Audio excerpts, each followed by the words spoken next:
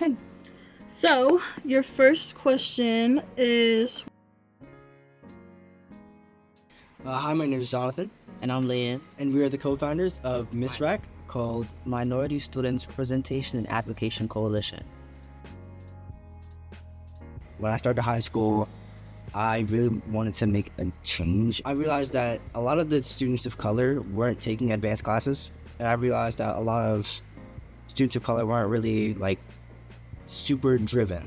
I was like, I don't think that's how it's supposed to be. I was like, why are students not necessarily engaging? Why are we not competing, right? Because a lot of the times we're especially in our teenage years, we're constantly comparing ourselves to other people. In a world where we literally compare ourselves, why are we just not caring? And as I got to know my school and the community, I realized that it really fell down onto the fact that our teachers weren't supporting us in the right ways. And that's kind of what started this entire passion project that we have.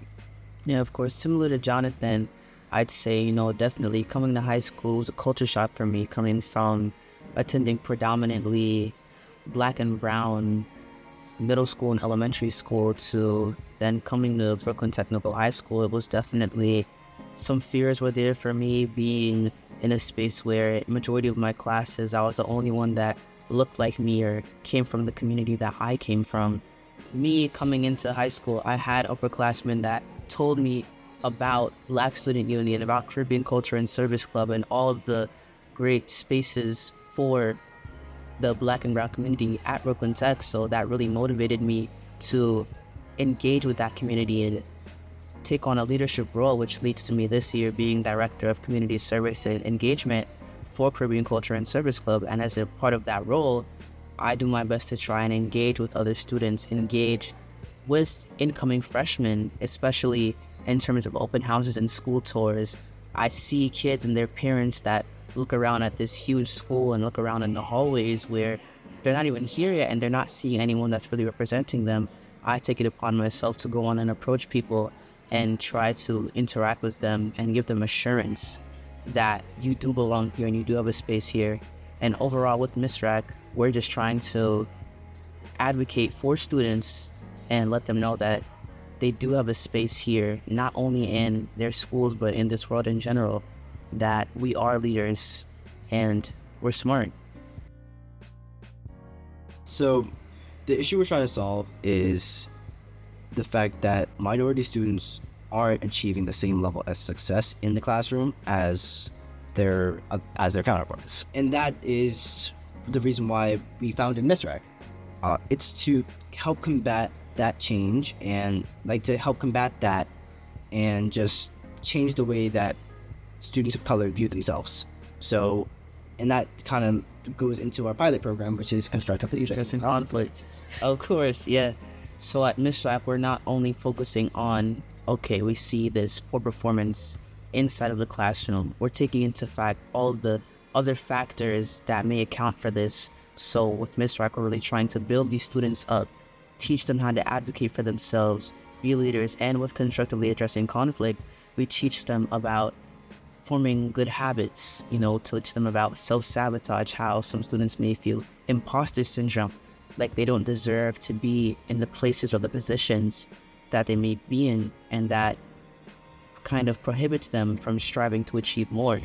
We also teach them about racism, implicit bias, discrimination, things that they may unknowingly face in their day-to-day lives that can all go into impacting their successes. So we try to engage students with that, inform them and teach them about that so they can not only have this knowledge but go into the world with this knowledge and make actions on it.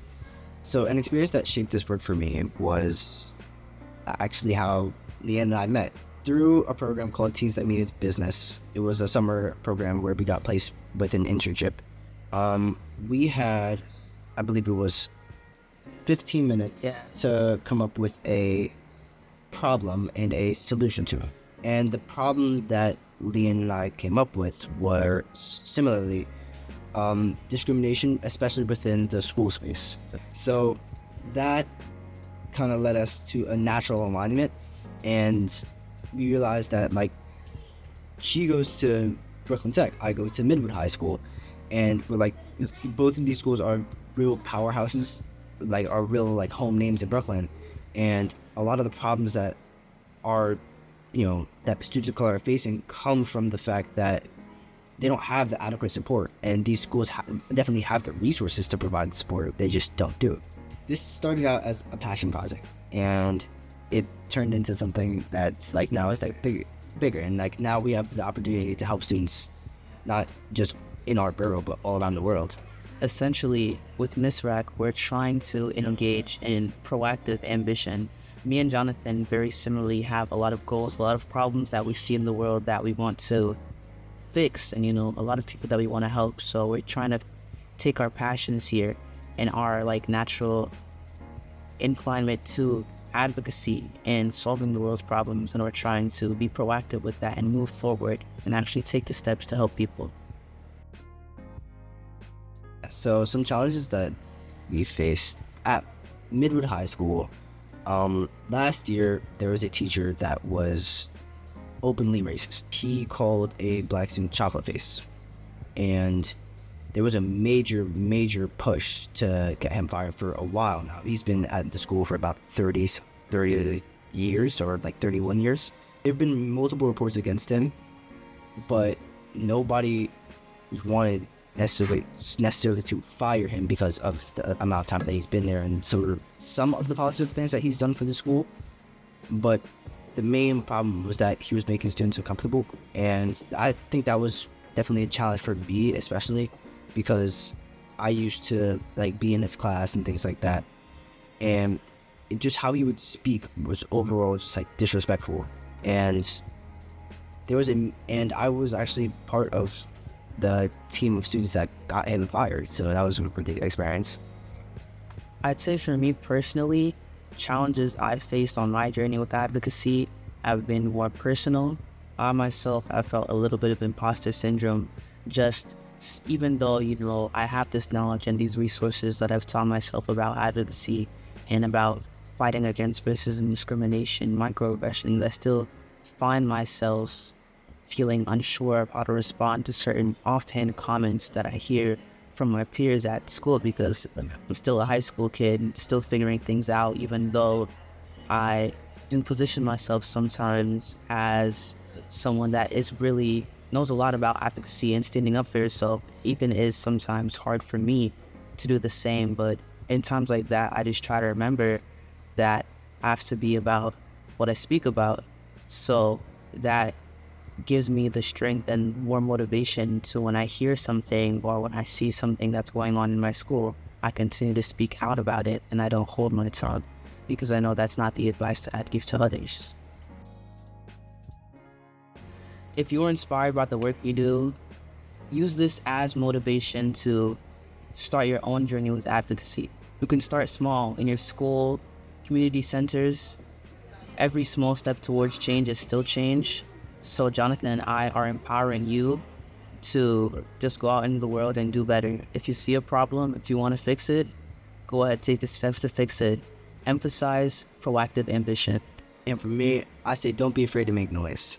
Change only comes when you are heard, and to be heard, you have to make noise. So go out and do what you gotta do. Protest, speak up. Don't silence yourself for anybody.